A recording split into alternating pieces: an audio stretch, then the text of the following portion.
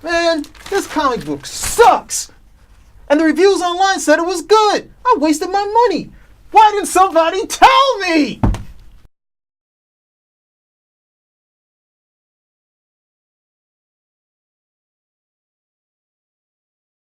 Hey everybody, this is Spinnerack and we're doing comic reviews. We got PD here and we also have Cal. Cal, say what's up to them.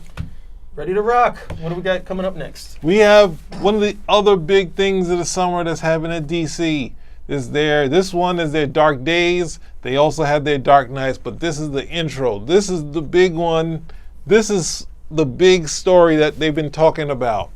And basically, we have Jeff. Who do we have? We have Scott Snyder on this one, and we have Jim Lee. We have Adam Jr. and it was Andy Kubert. We have all the biggies in this one, and we have Batman. Oh, yeah. We also have Batman, and the story starts off with a Hawkman scene, I guess the earliest Hawkman story of the resurrection of the plane from. Where is they located? The home world where the nth metal is from? Thanagar. So you have a plane, a spaceship comes into into Egypt. It comes into Egypt, and that's where you guess that they're gonna get this nth metal and stuff like that.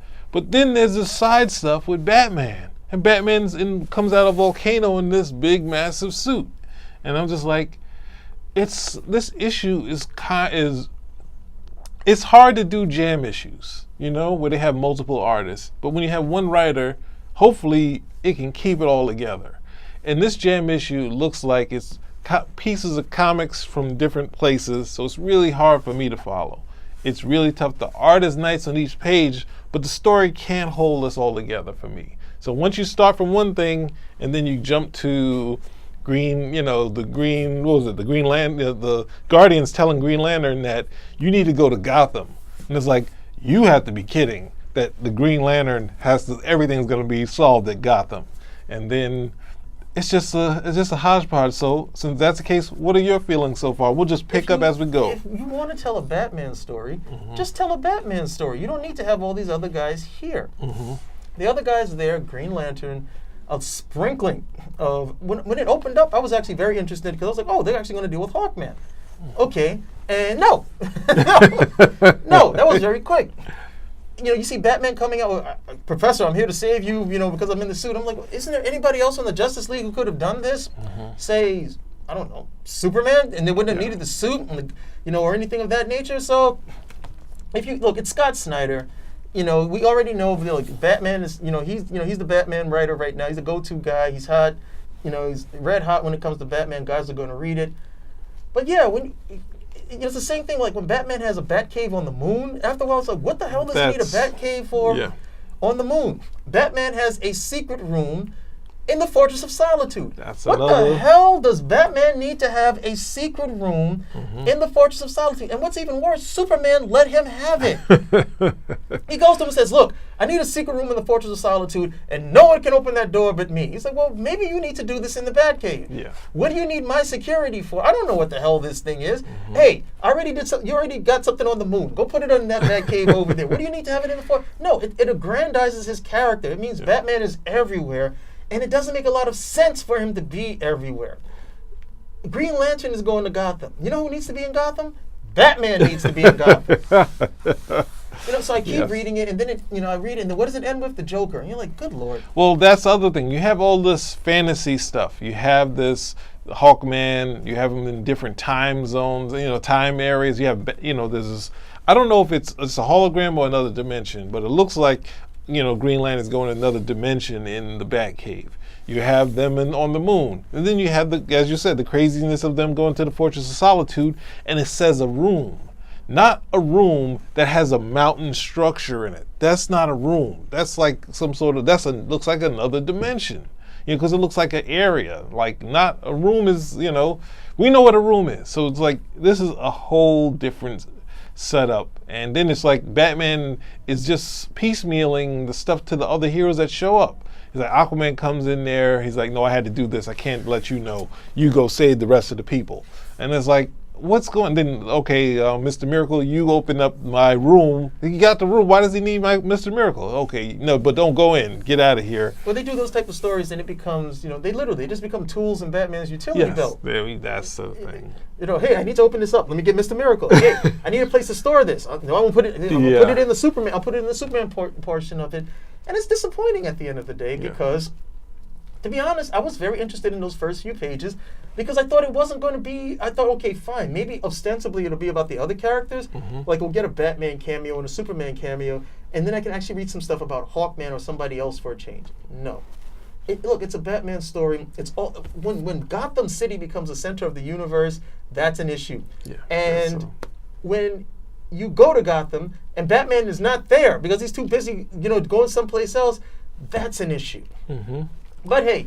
But then it's like you're saying, like, this is like going, instead of going up a mountain, it's like we're going into a smaller and smaller hole, and not the multiverse like in Marvel where it expands as you go down. It's like we go from the Guardians, and then we go down to Gotham, then we go deeper, and we go even smaller to the Joker. And as far whatever's going on in this story, because they showed like cave drawings of bats and all this stuff, so Batman has this lineage and history, and of course we don't know what the Forge is, so all this crazy stuff. So it's like, once you get to the Joker, I'm let down. I don't care about this mystery. Like the Joker, I don't need another Snyder Joker story. So no, it's over. So well, we got some nice art, and we know that Greg Capullo's coming out with Dark Knight metal. He's a rock and roller. He's a metal guy. I mean, I love his art, so I'm probably going to see this, but I can't necessarily recommend this. I could just say, at this point, you're just looking at the pictures. So as far as this, I had to give it a 1 because I looked at the pictures and I like Andy Kubert's work. I think that's the strongest stuff in the book. I think, the John Romita Jr. stuff is strong, but there's not enough stuff going on. When he walks into the moon thing, we don't necessarily see him, establishing where he could. And then there's some moments where, Dr. Terrific, Mr. Terrific is showing his thing. So there's some storytelling that he does, but it's not enough. I can't do it. It's not, for me, Snyder did a good thing with the Court of Owls. I liked his 0 Year.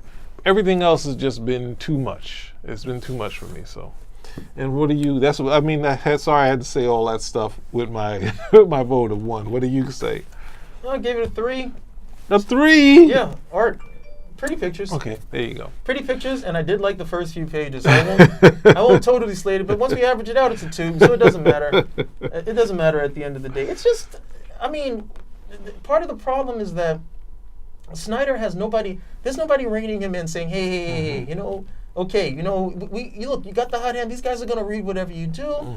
What's going to be the end result of this? Court of Owls was great because it was expansive, it was entertaining, it was fresh, and it was executed very well.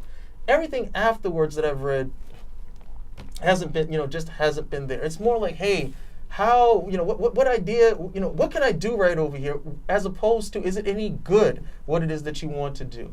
And metal is it's just a big contrived Batman story. If you want to do a Batman story, just do a Batman story. You don't need to do all these other things with it. Especially you don't need to drag these other characters in with it as well. Well, I don't know. They, again, Batman still sells for them, so this is going to sell. Slap a bat on it, it'll sell until it doesn't. And then all of a sudden everybody will say, well, what happened? This is what happened. Okay, this is what happened. Well, there's also a Dark Days Forge, Pandora playlist. But they also they have metal, they have definite metal songs.